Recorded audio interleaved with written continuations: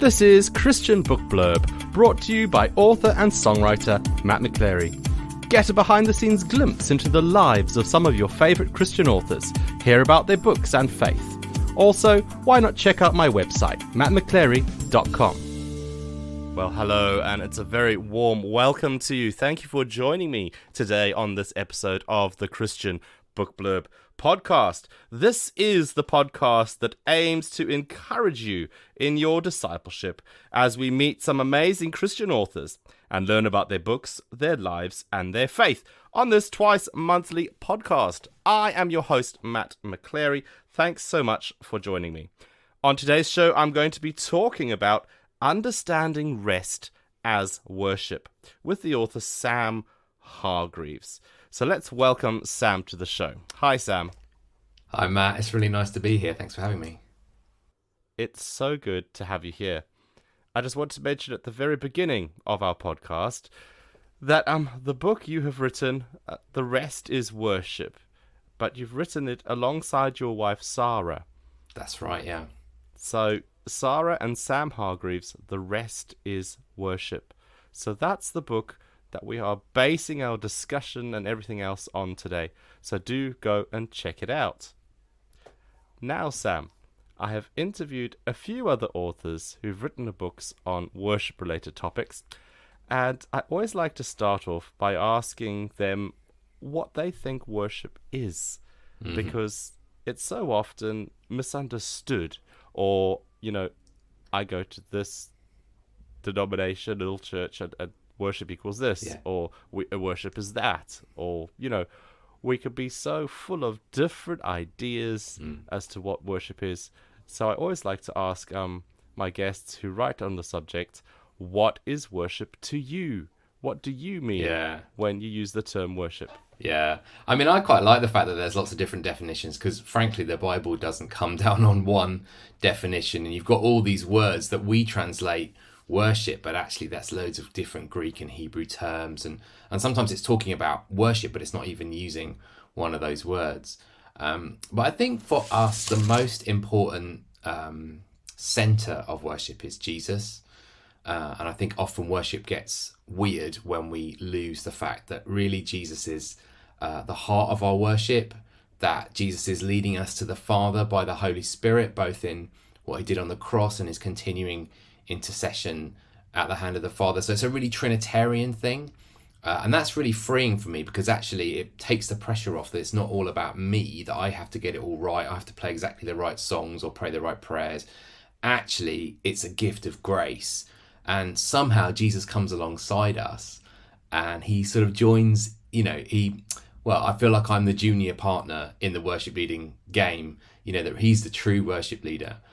And then in various places we've tried to sort of add other definitions. We've talked about, what does worship involve? I think it involves drawing near to God in reverence, but also closeness, that kind of relational aspect and that sort of experiential aspect. It involves obedience, living God's way in every aspect of our lives.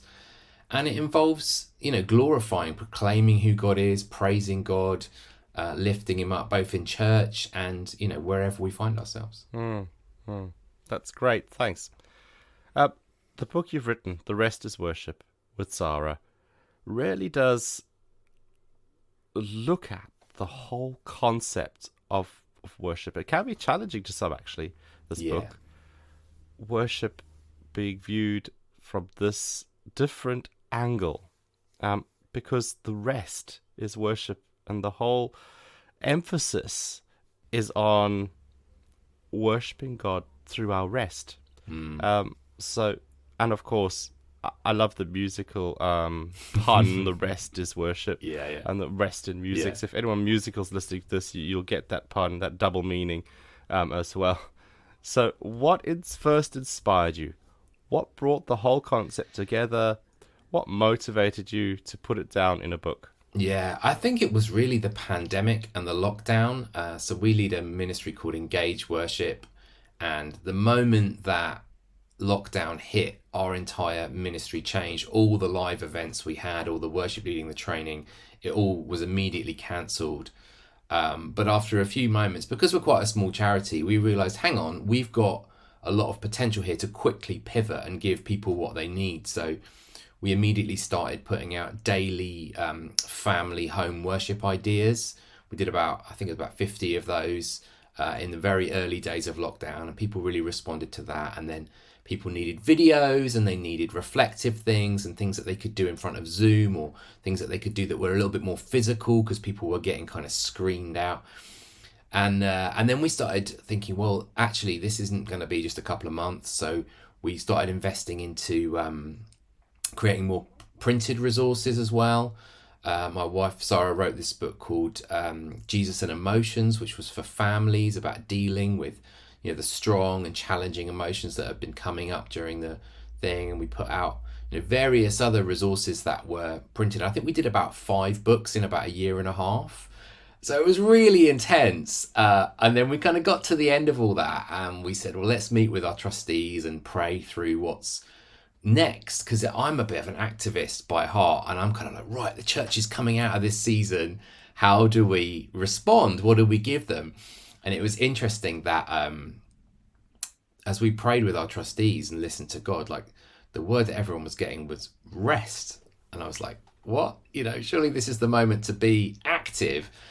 But that was the thing that came out. And to be honest, that was when I thought of the pun, like the rest is worship. And I have a bit of a thing, as a dad, I love a pun. And, almost like you think of that first and then the resource follows later. But we started reading up and we started researching. And actually, as we thought about it and prayed about it, we just sensed God saying, hold on, you can read about this, you can write resources about this, but you've got to rest yourselves. You guys have got to learn to rest. And it was a real wake-up call that we'd been too busy, that we'd been too... just speaking personally, I'm always rushing from one thing to the next. I'm always trying to fill my time. And God was saying, no, part of worship is learning to truly rest in Jesus. That's so important. Thank you. The book itself takes on a structure of like a 40-day devotion that's split into 4 sections. It's a lovely mix of theory, theology. It's really practical ideas in there as well. Why did you structure it like this? Is it a more restful way of reading or meditating, or what informed the way that you kind of put it together? Yeah, I think partly it was wanting this to be for the average ordinary Christian. Some of the books we've written have been aimed at pastors and worship leaders squarely, and I think pastors and worship leaders can get a lot out of this. But I wanted just the average person in the congregation to be able to read it. I've been reading a book called Even the Sparrow by Jill Weber, which was set into 40 short chapters. I loved that book, and I thought, actually, as you say, it is a bit more restful. It does mean that if you do like a Lent book, it could be your Lent book. I think it would work really, really well for that. But people could also just read it kind of in the morning, in a short thing for devotion. And of course, if you want to, you can just binge the whole lot in a weekend as well. There's no reason to do it every, once a day. But we felt that was important, and really, we were responding to that sense of God's invitation to us, God's invitation to the church. Jesus says, "Come to me, all who are weary, and rest." And I think previously, if I thought about things like Sabbath, just rest in general, there'd been a degree of guilt around them. I think I grew up with a sense that Sabbath was quite a legalistic thing that we didn't need to worry about anymore. But then I think we started to realize that actually God was just, offering us a gift and saying, hey, I want to spend time with you. I want to rest with you. I want you to have the replenishment and the refocus that comes when you pause. And that sort of phrase of Jesus, Sabbath was made for humans, not humans for the Sabbath, really started to sink in. Oh, this is for our benefit. This isn't God over our shoulder going, are you working? It's actually him going, this is for you. This is for your benefit.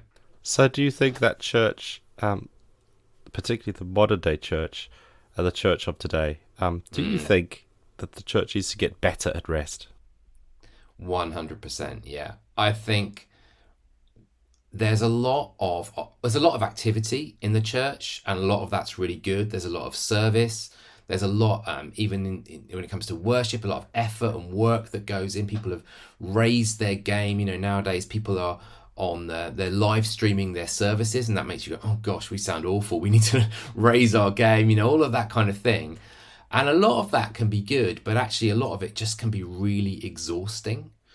And it kind of, I think, again, the pandemic made you realize, because I know a lot of people worked hard during the pandemic, but actually a lot of people got to have Sundays on the sofa in their pajamas, and they started to realize, actually, we were exhausted. We were wrung out by what we were doing beforehand.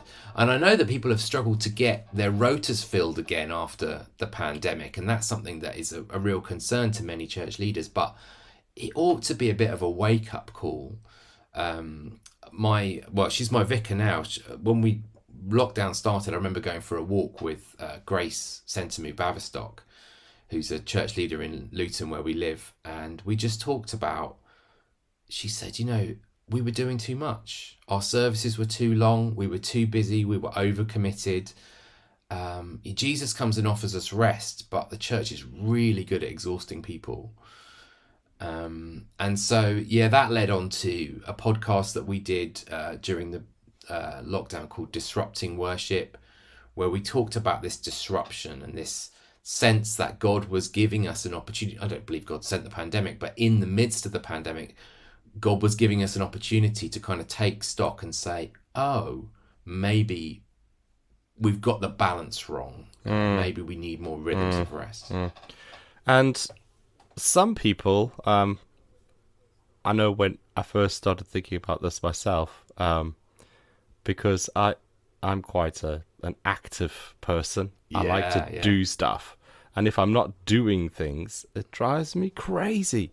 So I'm always finding things to do to fill my time. So is rest biblical? Mm-hmm. Is it just an excuse to be lazy? Yeah, absolutely. Well, the first Bible passage that I would lead people to is Genesis 2. God creates, and then on the seventh day, God rests. And this is an incredible thing to think that our God rests. And I actually don't believe that God rests because he's exhausted, because it says in the Psalms God doesn't get tired. So God rests, I believe, in order to enjoy his creation with the people that he's made. And so if at the heart of God you've got a God who rests, and that shows us that it's right for us to rest. And then constantly throughout the Bible he's giving us these gifts like Sabbath. He's giving us opportunities, he's inviting people into his rest. Jesus says, come to me and rest. Revelation gives us a picture of eternal rest with God. So it seems to be deeply, deeply biblical. I think the question of laziness is a really interesting one. And lots of people have that label put on them. Maybe at a young age, maybe if they don't live up to their parents or their teachers' expectations, they'll get this label of laziness. And it really hangs over us. And we do, many of us get our sense of identity and self-worth from achieving things, from the things that we can tick off, or the work that we do, or the academic achievements we make.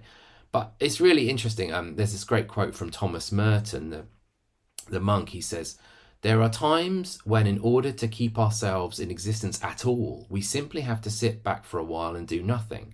And for a person who's let themselves be drawn completely out of themselves by their activity, nothing is more difficult than to sit still and rest, doing nothing at all.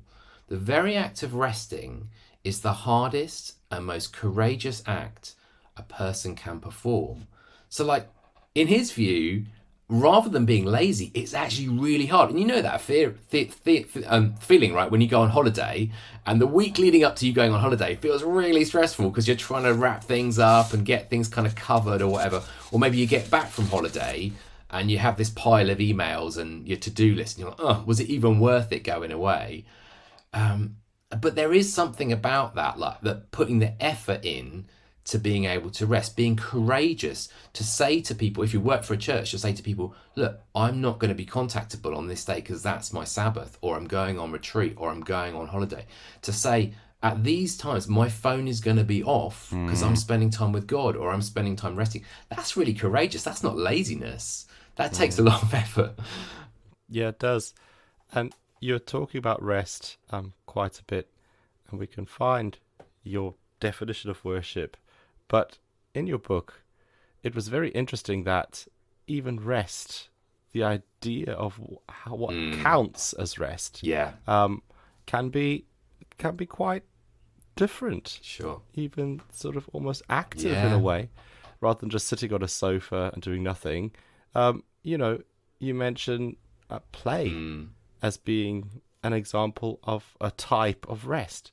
So, just talk us through one or two of these other different ideas of what rest is rather than just Yeah, sitting there yeah. doing nothing. One of the things we do is we try and contrast true rest, the rest that Jesus offers us, with what we call counterfeit rest.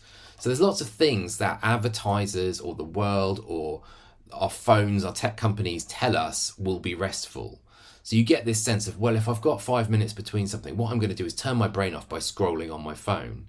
But if you start to analyze that, I call that counterfeit rest, because actually after 5 minutes of scrolling my phone, I don't feel restored. I don't feel closer to God and more, get energized and full of life. I feel more drained, more stressed, more anxious. And the same is true with things like, and none of these things are absolutely bad, but often we get drawn into something like, oh, I'll watch a binge a box set, or I'll have a few too many more drinks, or I'll go and do some retail therapy, and that will be restful. And then we realise, well, actually, it wasn't that restful. And so part of this, I think, is about finding what's right for us. And that's going to be to do with our personality. It's going to be to do with our life stage. It's going to be to do with what we do as a job. So for me personally, I don't cook very much in the week, and I'm not a professional chef. So on a Saturday, I can happily make a meal and that'll be quite restful. And it's kind of work for some people, but for me, it's quite restful. Or as you say, play is another really good example. So play something that we think of as only for children, and it is for children. But when we look at what kids are doing in play, play has to be something that in the moment is not really achieving anything, but actually in the long term, it achieves loads of stuff.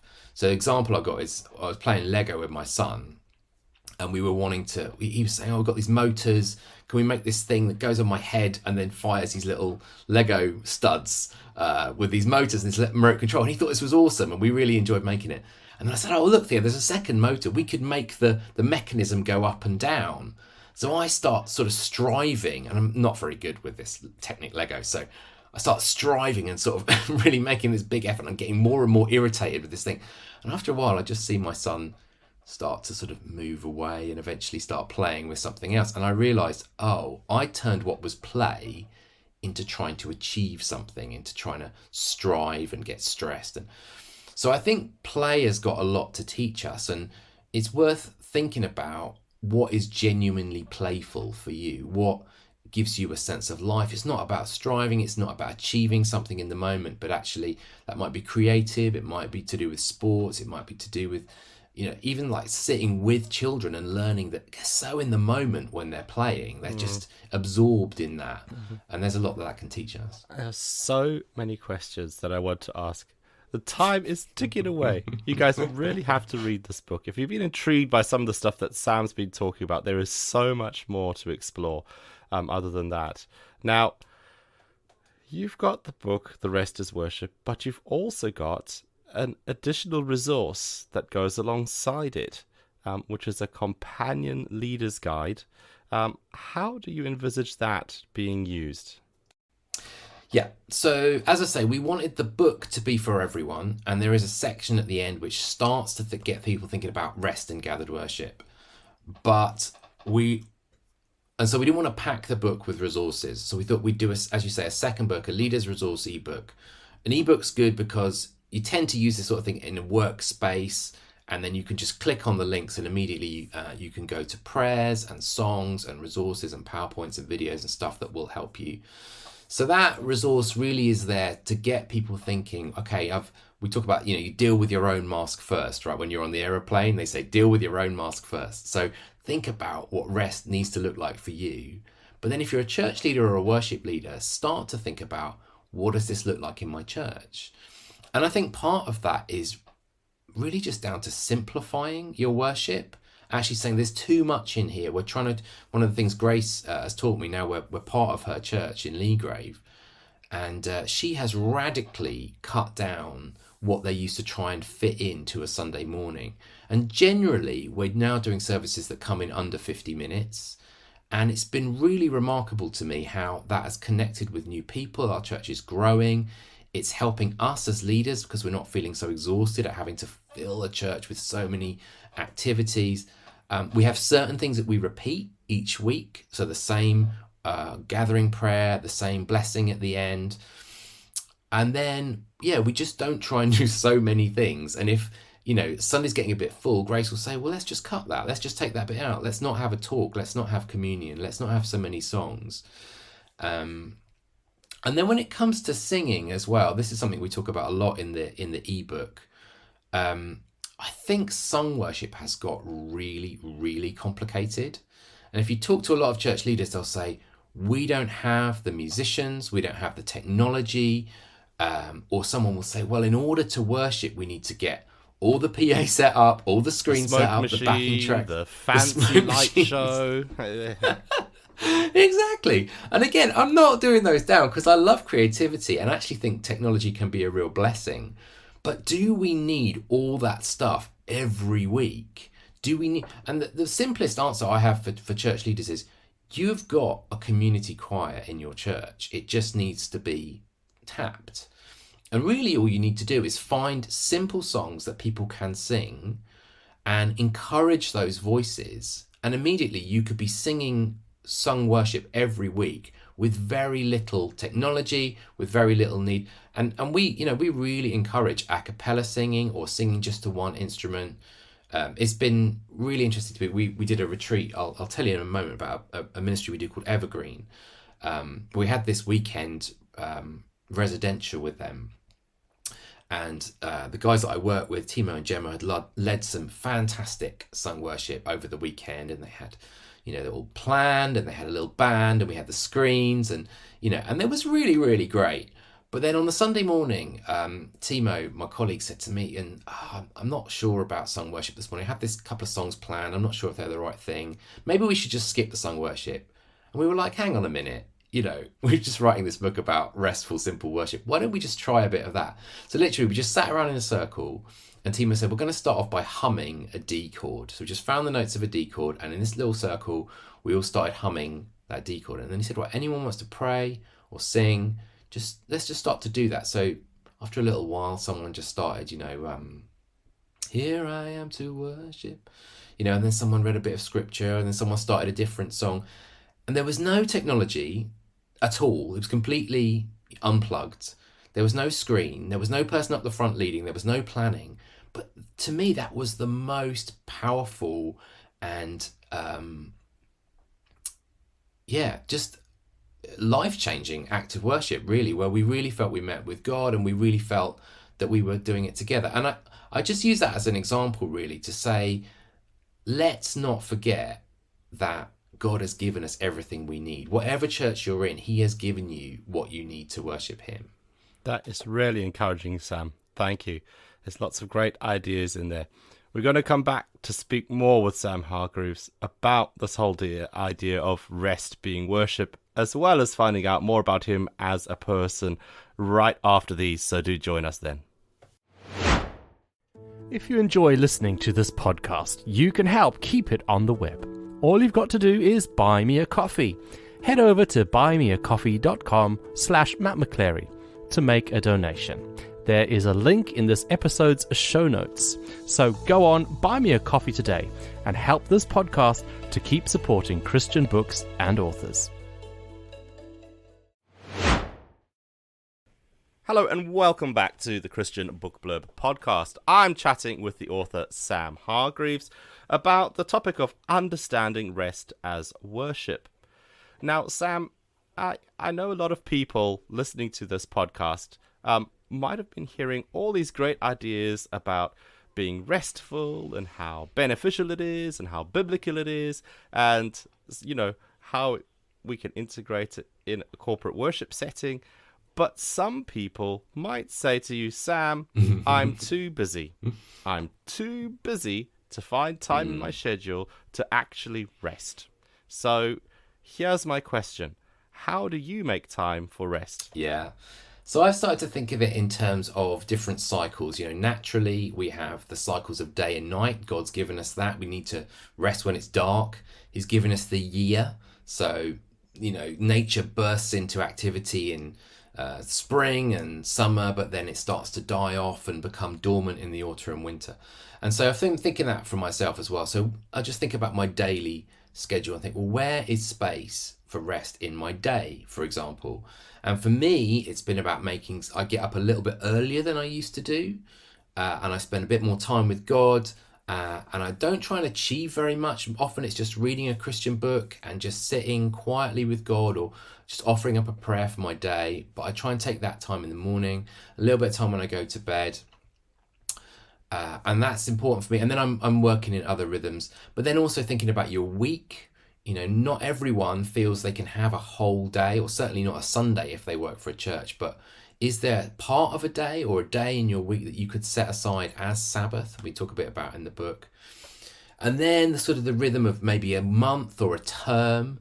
Could you take one day as like a prayer day each month or each term and just carve out that time? And then your year, within your year, I would challenge church leaders, are they taking all their vacation time? Many don't, Are you setting aside some time for a retreat? And I totally agree, we're all busy and there's all these demands on us. But honestly, for the long-term longevity, sustainability of our ministries, I genuinely don't believe that people can last the long term of ministry if they don't start making this time. People think, it's inefficient to rest. Actually, over the long term, it's really inefficient not to rest. And we all need it. It's going to make our ministries more joyful. What your church needs is you at your best, emotionally healthy, spiritually healthy, physically healthy. That's what they need. When you're exhausted, when you're going for the dregs at the bottom of the barrel of your faith, when you're physically wrecked, you're not giving your church your best. So to me, it's actually more effective to get the rest you need. Good point. Sam, one of the things we like to do here on the podcast, we obviously like to talk about Christian books, but we also like to sort of get an insight into the author as a person. Now, I know Sara's not with you today, but for you then, you've talked a lot about what you do to have rest and to have fun, but have you got any favourite things? Favourite foods, favourite movie, or one of your favourite things to do? I don't know, anything like that. Yeah, absolutely. Yeah, things to do. I think, like many people, sort of rediscovered going outside for walks during lockdown, and we still love that, getting out in the park or just trying to walk a bit more rather than drive everywhere. I really, I'm a big fan of Star Wars, and I like would be my sort of favourite thing. Do you think, is it more the original Star Wars films, or are you happy with the Disney-fying of the more modern versions? Yeah, I am pretty happy. I think, like most people, I'm not particularly a fan of the sort of the episodes 1 to 3. Maybe that's a bit controversial for some, but some of the more recent stuff, I thought the Andor series recently was really good. I really enjoyed that. As I say, I like things like cooking. I actually like as well, like music. I have to, I was talking before about, what's work for you. And I found that sitting and writing a worship song or practicing what I would do on a Sunday morning, that kind of feels like work. So I found with music, I try to do other things. So I've got a loop pedal and an electric guitar, which I would never really use in worship, the youth loop pedal. But for me to sit around messing around with that, creating loops and layers and stuff, that's quite fun. Or with my family, we will sort of get out songbooks or try and learn things. Most of my family play something, so playing together and playing stuff that's not for church. That's a really fun way to relax for us. So I know during lockdown you said you wrote about 3 or 4 books during that time. So I'm pretty sure you've got something on the boil in the background that you're working on at the moment. It might be a book, it might be another creative project. What's coming up soon that you can tell us about? Yeah. Well, to be honest, I mean, in the spirit of rest, we don't have anything immediate coming up in terms of a book. We've decided to really take this season to do our best to kind of spread the word about it. So we're doing things like this podcast, we're doing retreats, we're doing training days. If people want us to lead a retreat, that could be in person or on Zoom, for your network, we're really happy to do that. Or we're sort of taking bookings now for the autumn to go and lead training days. We've also got a project I mentioned earlier called Evergreen, which my colleagues Timo and Gemma started a couple of years ago. And that's really aimed at 18 to 35-year-old worship leaders. And we've really identified that there is a gap there, particularly where people get employed by their church, often at a young age, but the sustainability is really low. And lots of people will do 2-3 years and then either burn out or get a bit fed up, or actually feel there's no kind of career path here, there's no vocational sort of journey. And so we run retreats, and we also run this thing called Evergreen Plus, which is like a year-long formation program where they go on a residential first and they have these retreats and they have a mentor, and we give them kind of monthly spiritual habits that they can try out. So I'd really encourage people to check that out. It's engageworship.org/evergreen if you want to find out more about that. And probably just as this podcast comes out, we'll be starting to launch the bookings and the applications for Evergreen Plus for 2024. So I'd love people to check that out. And just generally, as you say, we did put out a lot of books during lockdown, and we kind of feel, we want people to know about those. So there's a mixture of, there's a book called How Would Jesus Lead Worship, which is just trying to help people think about... That's a brilliant book. I've read that. It's really good. Thank you. That was basically our kind of most basic, if I'm a worship team, a worship leader, how do I go about this sort of biblically, practically? And there's a video course that goes with that.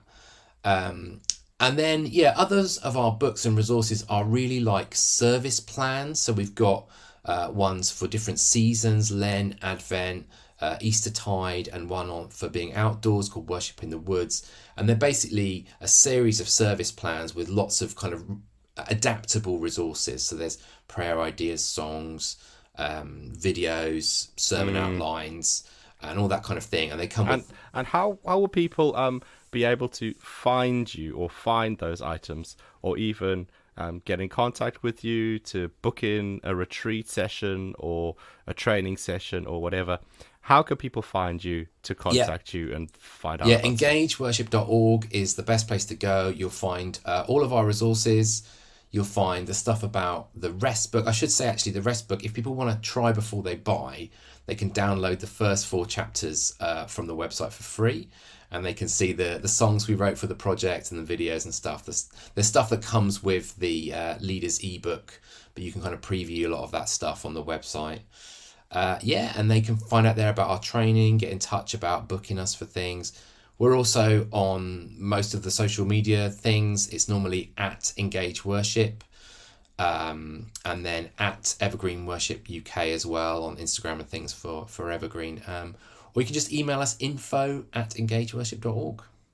That's fantastic. Well, thank you, Sam. Thanks so much for giving of your time today to chat with us here on the Christian Book Blurb podcast.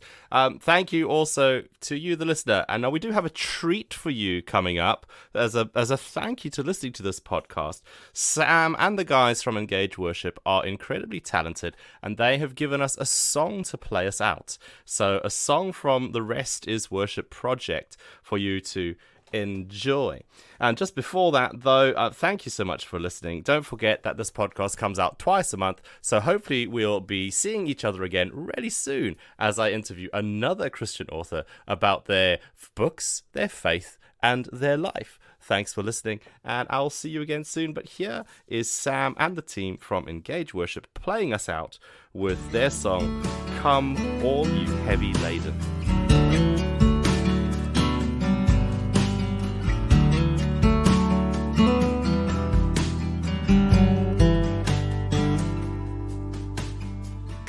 You heavy laden, come all you broken down. you burned and fragile, find rest for your souls.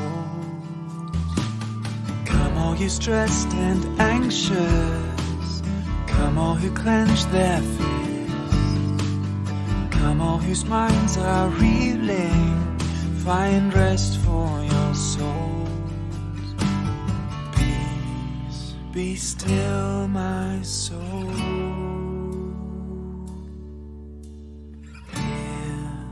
The words of Jesus. Come and sit at his feet. Come, it's all that you need. Surrender all.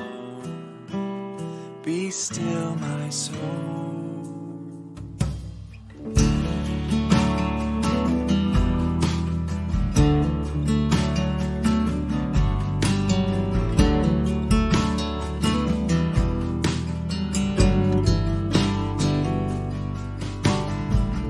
Your yoke is easy, Jesus, your burden's light. You walk along beside me in rhythms of grace. Help me lay down my burdens, help me unclench my fists, breathing a little deeper in rhythms of grace. Be still my soul. Hear the words of Jesus.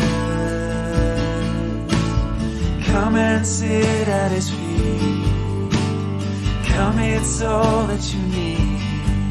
Surrender all. Be still my soul.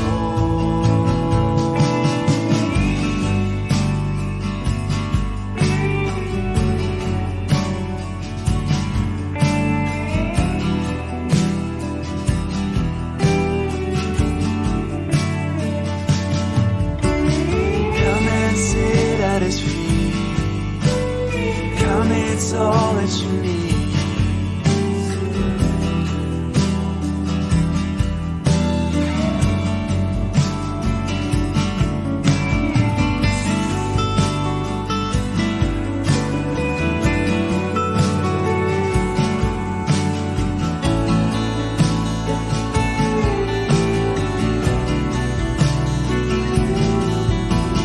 Come and sit at his feet. It's all that you need.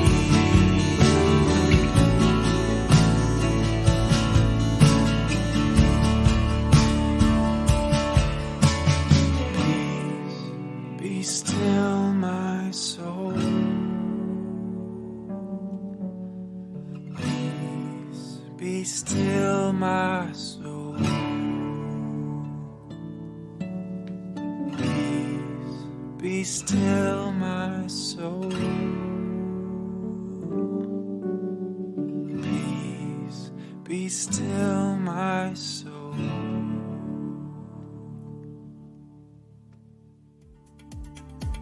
Thanks for listening to Christian Book Blurb with your host, Matt McChlery.